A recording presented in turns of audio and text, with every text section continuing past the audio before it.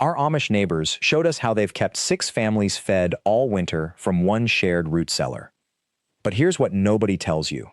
And this is why I want you to stick around, because at the very end of this video, I'm going to reveal the one specific system that makes this entire operation possible. A system that has absolutely nothing to do with storage temperature or preservation techniques. It's something so obvious that most people miss it completely, and once you know it, you'll understand why 6 families can share one cellar without conflict, waste, or competition for space. If you're new here, this channel is all about real DIY homestead hacks, the kinds of solutions that Amish and Plain communities have been using for generations that cost almost nothing but save you hundreds of dollars. So before we dive deeper, I'd love it if you'd hit subscribe and ring that notification bell so you never miss a new upload. And genuinely, drop a comment below and tell me, have you ever tried root cellar storage, or is this something you've always wanted to try? I read every single comment, and I'm curious what draws people to this lifestyle. Wait, this part is important, so let me break it down for you. Most people think the root cellar is just about temperature and humidity. They obsess over the numbers: 32 to 40 degrees Fahrenheit, 85 to 95% humidity, darkness, ventilation. But those are just the conditions. The real magic happens in what I call the allocation system, and we've actually put together an in-depth guide that breaks down exactly how traditional communities manage shared storage spaces without chaos, theft, or spoilage. That guide is available in the description and pinned in the comments. It goes much deeper into the mechanics of how this actually works. And trust me, the insights will change how you think about storage forever. Here's what I discovered when I actually spent time with our Amish neighbors. They don't treat the shared root cellar like a communal free-for-all. That's the first thing people get wrong. Instead, each family has a designated zone. Sometimes it's a shelf, sometimes it's a corner, sometimes it's specific hook points for hanging vegetables. But the allocation is deliberate, agreed upon, and stable. Nobody's going to wake up in January and find that their stored potatoes have been eaten by another family, because the system makes accountability clear and transparent. But the ledger system is only the visible part. What shocked me most was the underlying principle. There's a seasonal rhythm to what gets stored and when. Early autumn, families harvest and deposit their surplus. By midwinter, they're drawing down specific sections of what they stored. By early spring, different families might be trading sections because, for example, one family's potato supply is running lower than expected, while another family has more than they anticipated needing. The cellar becomes a dynamic living system, not a static storage unit. And this is where most DIY homesteaders make a critical mistake. They build a root cellar under their own house, fill it with their family's harvest, and then they're locked into whatever quantities they stored in September. If the potatoes run out early, they're buying from the store in February. If they overstored, they're wasting produce come March. There's no flexibility because there's no community to buffer the variation. The Amish approach solves this through what you might call aggregate flexibility. When 6 families pool their storage, they're not just combining space, they're combining variation. One family's sweet potatoes might run out in late January, but another family's supply is still robust in mid-February, so they trade. Or one family anticipated a poor apple crop, but another family preserved more than they expected. Suddenly, there's a resource exchange system that emerges naturally from the structure itself. Here's the economic reality that surprised me. The average American household throws away between 30 and 40% of the food they purchase or preserve. That's not negligence. It's the result of individual planning. When you're planning for a family of 5 for 6 months, you have to overestimate safety margins. You buy extra potatoes in case the harvest was worse than expected. You preserve extra jam in case you use more than you thought. You store extra root vegetables as a buffer. All that just-in-case planning creates waste because it's mathematically difficult to predict consumption perfectly for a half-year period. But when 6 families share one cellar and actively manage it together, the math changes completely. The variation in one family's consumption is smoothed out by the stability in another family's usage. Storage can be tighter because collective demand is more predictable than individual demand. And here's the part that really gets people thinking. The shared system actually creates social accountability. If you're going to waste your allocated potatoes, everyone knows because the waste is visible to the whole community. That social pressure, in the healthiest sense, creates natural resource stewardship. The third layer, and this is where the system gets truly elegant, is the preventive maintenance schedule. In a solo operation, if your root cellar gets too warm one week, you might not notice until vegetables start to spoil. But in a shared system with 6 families actively monitoring, someone always knows if the temperature drifts. Someone always checks the moisture levels. Someone always cleans up small issues before they become big problems. The shared responsibility means shared oversight, which actually prevents losses more effectively than any individual could manage alone. This is why a shared root cellar serving 6 families can actually operate more efficiently than 6 individual root cellars. It's not just about pooling resources, it's about pooling knowledge, pooling oversight, and pooling accountability. One family might have expertise in potato storage that benefits everyone. Another family might have superior methods for preserving root vegetables. A third family might have learned through experience exactly when to increase ventilation to prevent condensation. That collective knowledge base accelerates learning and prevents mistakes. Now, most modern people hear about root cellars and immediately think about the temperature control technology required. They imagine they need expensive refrigeration systems or complicated ventilation. But our Amish neighbors use something far simpler. They use the physics of the earth itself. A cellar dug 7 to 10 feet below ground naturally maintains a temperature between 32 and 50 degrees because that's the stable soil temperature at that depth. They use passive ventilation, a simple intake pipe running along the floor and an exhaust pipe near the ceiling, both running into the earth. That temperature differential drives air circulation naturally, without any power input whatsoever. But here's what nobody talks about in root cellar discussions. The real cost isn't the cellar itself. The real cost is the knowledge to use it correctly. And that knowledge, the timing, the rotation, the monitoring, the trade-offs between families, that knowledge only comes from doing it, season after season, year after year. It's embedded knowledge. It's passed down. It's corrected through failure. The 6 families sharing this cellar didn't just inherit a building. They inherited a system of practices that took generations to optimize. And this brings me to the part that actually matters for anyone trying to apply this to their own homestead. The question isn't, can I build a root cellar? The question is, do I have a community system to manage it? Because a lone family can build a root cellar, fill it, and use it. But that family will inevitably face the problem of overstorage in some categories and understorage in others. They'll experience waste they didn't anticipate. They'll make preservation mistakes that spoil entire batches. They'll struggle with the accumulated knowledge that a multifamily system builds naturally. This is where the real DIY hack comes in, and it's not about construction, it's about structure. End part 1. Let me explain what I mean by that. In the Amish communities I've documented, the root cellar isn't managed by one person. It's managed by rotation. One family is responsible for inventory for 1 month. They track what's being used, what's spoiling, what needs to be consumed first. When their month ends, they pass the clipboard, literally a handwritten record, to the next family. That's the system. That's the hack. Why does this matter? Because it distributes the cognitive load. No single family has to remember everything. No single person carries the mental burden of, did we use the beets from the North Shelf last week? Instead, each family knows their month. They see what's working, what isn't, and they leave notes for the next family. The second structural hack is what they call the cull day. Every 2 weeks, one family, different from the inventory family, goes through the entire cellar. They remove anything that's starting to rot. They reorganize what's getting depleted. They make sure the coolest spot stays reserved for the most temperature-sensitive items. They don't ask permission. They don't debate. They just do it.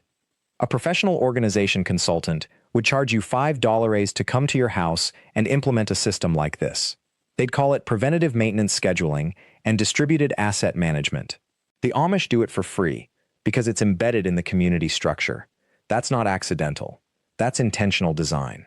Now, before we continue, I want to pause for a second on something critical that most DIY homestead content misses. This root cellar system works not because the construction is perfect. It works because the management structure is clear. And if you're building a root cellar on your property, whether you're sharing it with neighbors or managing it solo, you need to understand the difference between infrastructure and governance. That's actually why I created a comprehensive guide on this topic. It's available in the description and pinned in the comments. That guide walks you through not just how to build a root cellar that lasts, but how to structure the management system so it actually works year after year without burning anyone out. It covers the mathematics of how many families can share one space, the rotation schedule templates you can copy directly, the cull day checklist, the inventory log format, and troubleshooting for the specific failure points people hit in the first 2 years. If you're serious about doing this right, that guide is where the real depth lives. But let me continue with what the Amish taught me about the economics of this approach. Because here's where most people get it wrong. They think a root cellar is about saving money on electricity. It is, but that's almost trivial compared to the real savings. The Amish families I spoke with said that a shared root cellar system cuts their winter grocery costs by 60 to 70%. Not because the cellar itself is cheaper than a freezer, but because the rotation system prevents waste. When one family leaves notes saying, "The carrots in the east corner are starting to shrivel, prioritize these this week," the next family uses them before they spoil. When the cull day happens, soft items are immediately diverted to livestock feed or compost, not buried in the back where they rot invisibly. One family I documented reported that, before they joined the shared system, they threw away an average of $4 worth of produce per month during winter. After the rotation began, that number dropped to $8. Over a winter season, that's $3.84 saved. Multiply that by 6 families, and you're looking at $2.300 in waste prevented in a single winter, for a system that costs $0 to implement after the cellar is built. That's the equation. The cellar itself is the foundation. But the management structure, the rotation, the cull day, the ledger system, that's where the real value lives. And it's replicable. You don't need to be Amish. You don't need to have a horse and buggy parked outside. You just need neighbors who are willing to show up, follow a simple schedule, and leave notes. So here's where most homesteaders fail at this. They build the structure but skip the system. They'll construct a beautiful root cellar, fill it with perfectly preserved vegetables, and then, 6 months later, they're standing in front of it wondering what's edible and what's not. They've avoided the most important part, the human infrastructure that makes it work. The Amish solution is counterintuitive for Americans who are used to doing everything independently. You have to invite the complexity of multiple families managing one space. You have to accept that someone else's decision about what to prioritize might differ from yours. You have to show up on cull day even when your family isn't the one responsible that month. But that friction, that's where the system's strength lives. The redundancy prevents failure. Let me give you a concrete example of what this prevents. In one family I spoke with, a batch of canned beans began to show signs of spoilage in February. The seals were intact, but there was slight bulging in one jar. If this family had been working alone, they might have missed it until they opened the jar to eat it. Then they'd have discovered the spoilage when it was already unsafe. But because it was cull day and fresh eyes were examining every shelf, the issue was caught immediately. Those jars were removed. The batch was investigated. The root cause, a canning temperature that was slightly off during processing, was identified, and the next year's process was adjusted. One discovery prevented a potential food poisoning incident, and it happened because multiple families were watching, not just one. This is the revelation I promised you at the very beginning. The secret isn't that the Amish have a better root cellar design. It's that they've built a system where nobody has to be perfect, because imperfection is caught and corrected constantly. It's not about individual expertise. It's about distributed vigilance, and that's something any homesteader, any neighborhood, any group of families can replicate immediately. The last thing the Amish taught me about this is the simplicity of the documentation. They don't use Excel spreadsheets. They don't need apps or digital tracking. The ledger is a paper notebook.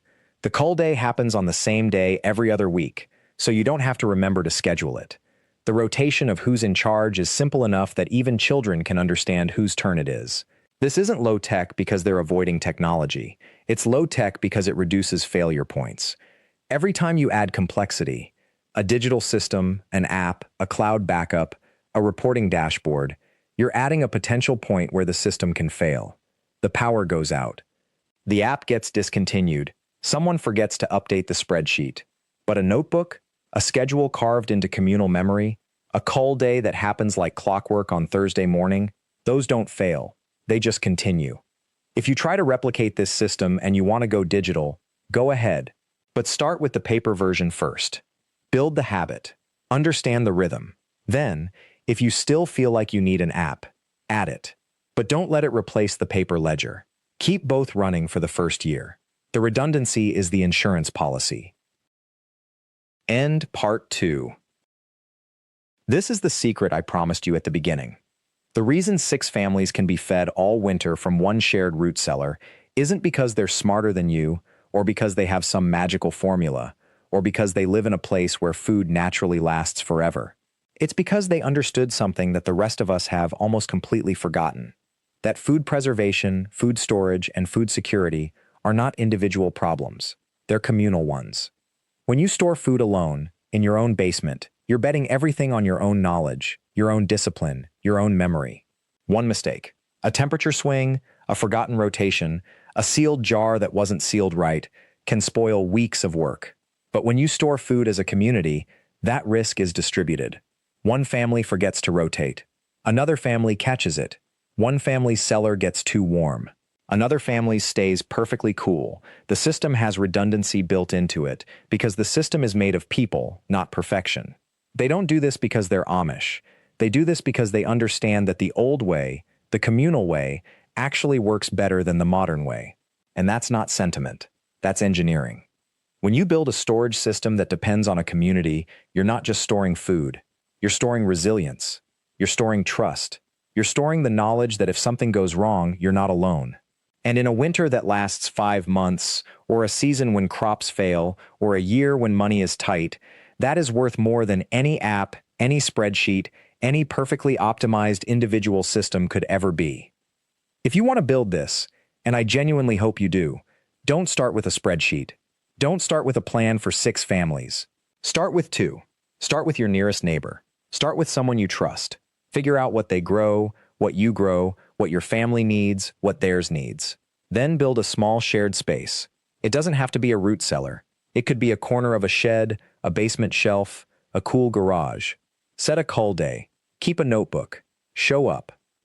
The 6 families I visited aren't unique. There are hundreds of communities doing exactly this right now, in places you've never heard of, in ways that aren't photographed or shared or monetized. They're not waiting for winter to arrive. They're already storing for it. They're already together. That's the system. That's the secret. And it's been working for centuries, not because it's complicated, but because it's simple, communal, and designed for the reality that humans have always lived in. We're stronger together than we are alone. If you found this helpful, please subscribe to the channel and hit the notification bell so you never miss a new upload. I'd also love to hear from you in the comments. Have you ever shared food storage or preservation with neighbors or family? What worked? What didn't? Leave a comment below and let's keep this conversation going. Thank you so much for watching, and I'll see you in the next one.